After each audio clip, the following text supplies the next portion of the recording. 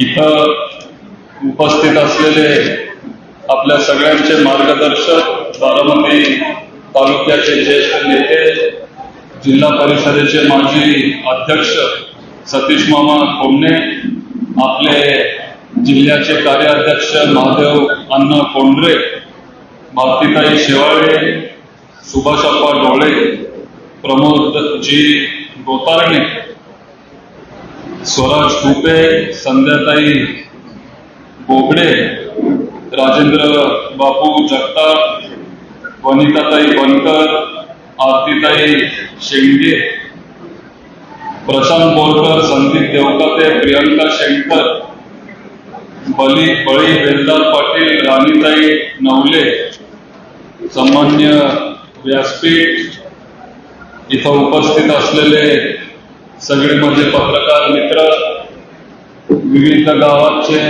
सरपंच, उपसरपंच, राष्ट्रवादी काँग्रेस शरदचंद्रजी पवार साहेबांचे सगळे पदाधिकारी, कार्यकर्ते आणि माझे सगळे तरुण मित्रांनो, आज खरं तर खूप उशीर झालाय, त्याच्यामुळं फार मी इथं बोलत नाही, पण काही महत्वाचे मुद्दे आहेत जे मला तुमच्यापर्यंत पोहोचवायचे होते, ते मी थोडक्यात तुम्हाला ते आता सांगतो. एक तर खूप लोकांनी साहेबांचा उल्लेख केला, दादांचा उल्लेख केला. आजच मला हे क्लिअर करून टाकायचं आहे की पवार साहेब आहेत, आदरणीय अजितदादा आहे, अजितदादा आहे.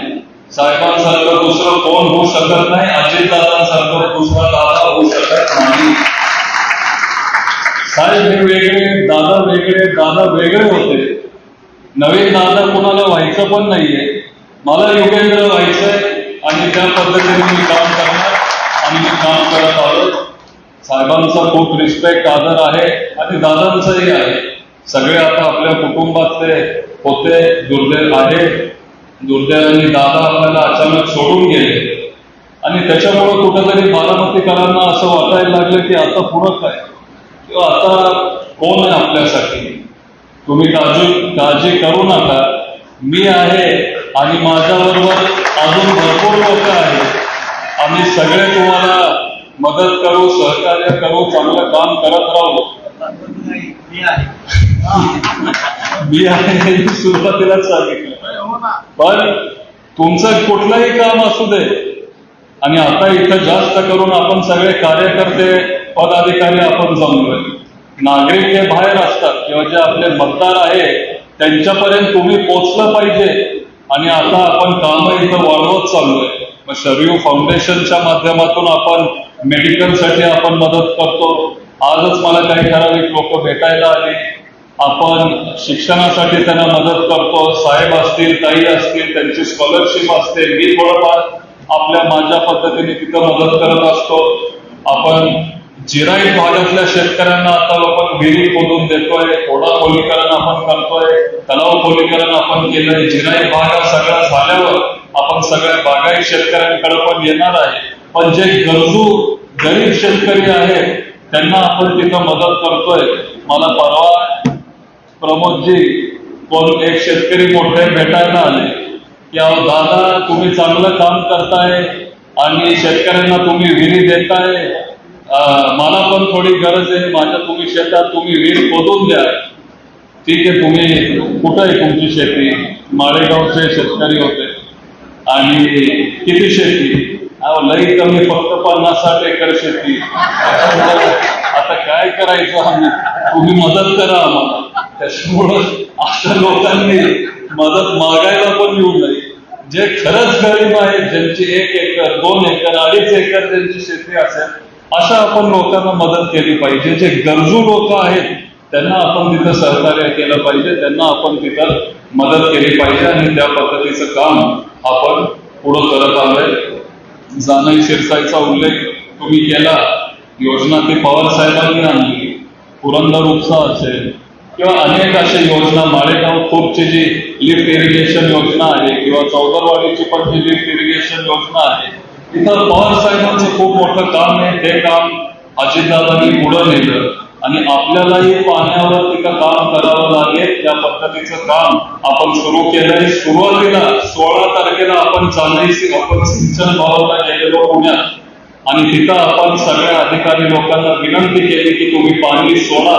आपल्या विनंतीला मान देऊन लगेच 22 तारखेला त्यांनी काका जाणे शिरसायचं पाणी सोडलं आणि आपल्या या तालुक्यातल्या शेतकऱ्यांना त्यांनी दिलासा दिला. त्या पद्धतीचं काम आपण इथं करत आलो.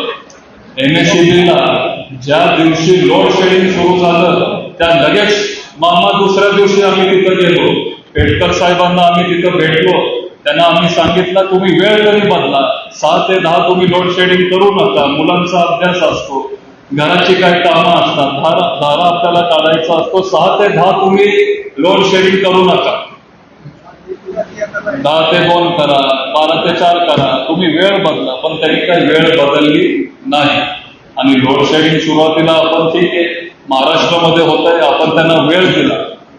थोडं एक 7 दिवस होईल, 2 आठवडे होईल. आणि बारामतीकरांना सवय नाहीये.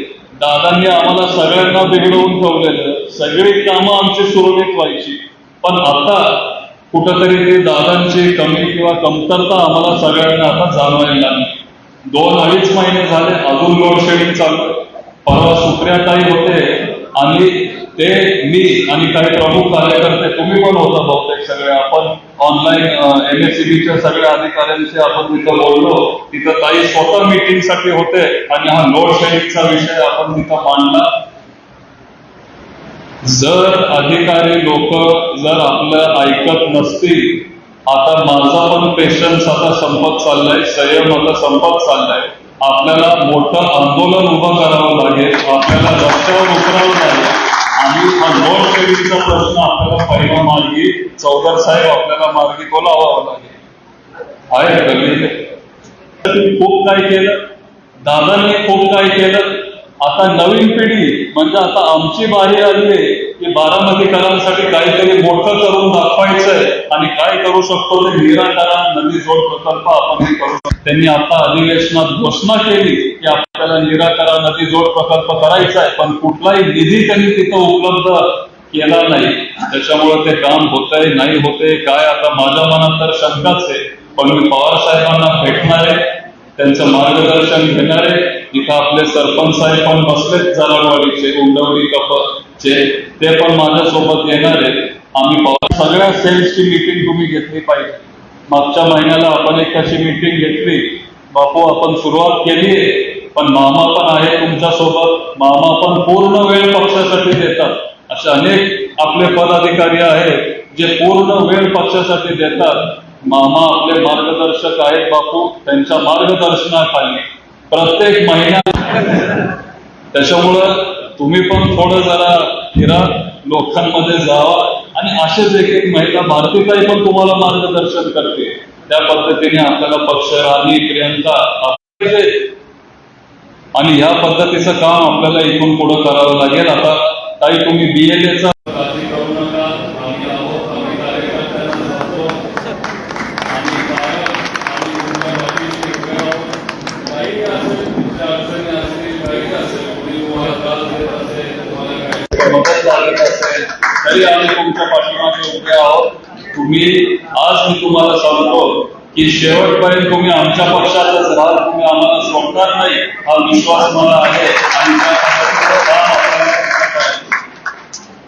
इथं उपस्थित असलेले आपल्या सगळ्यांचे मार्गदर्शक, बारामती तालुक्याचे ज्येष्ठ नेते, जिल्हा परिषदेचे माजी अध्यक्ष सतीश मामा कोंडे, आपले जिल्ह्याचे कार्याध्यक्ष महादेव अण्णा कोंडरे, भारतीताई शेवाळे, सुभाषप्पा डोळे, प्रमोदजी गोतारणे, स्वराज कुपे, संध्याताई बोगडे, राजेंद्र बापू जगताप, वनिताताई बनकर, आरतीताई शेंडगे, प्रशांत बोरकर, संदीप देवकाते, प्रियंका शेंकर, बळी बेलदार पाटील, राणीताई नवले, सामान्य व्यासपीठ, इथं उपस्थित असलेले सगळे माझे पत्रकार मित्र, विविध गावाचे सरपंच, उपसरपंच, राष्ट्रवादी काँग्रेस शरदचंद्रजी पवार साहेबांचे सगळे पदाधिकारी, कार्यकर्ते आणि माझे सगळे तरुण मित्रांनो, आज खरं तर खूप उशीर झालाय, त्याच्यामुळं फार मी इथं बोलत नाही, पण काही महत्वाचे मुद्दे आहेत जे मला तुमच्यापर्यंत पोहोचवायचे होते, ते मी थोडक्यात तुम्हाला ते आता सांगतो. एक तर